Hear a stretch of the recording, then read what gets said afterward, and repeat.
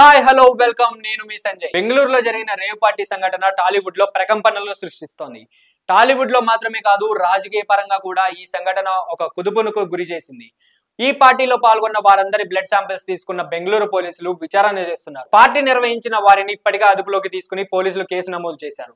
Birthday party పేరుతో builder బూకీ అయిన Vasu rave party నిర్వహించినట్లు పోలీసులు ఆరోపిస్తున్నారు.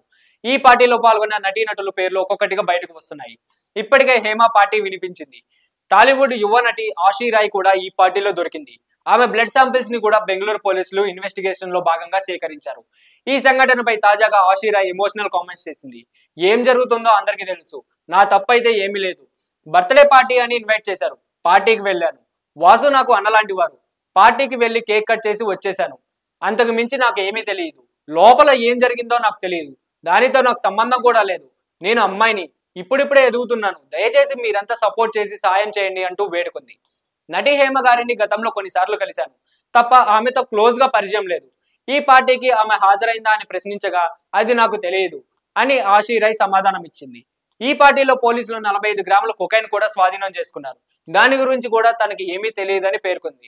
దాదాపు 100 మంది ఈ పార్టీలో పాల్గొన్నట్లు పోలీసులు పేర్కొన్నారు. సో ఇలాంటి మరిన్ని ఇంట్రెస్టింగ్ అప్డేట్స్ కోసం please do like, share and subscribe to our channel.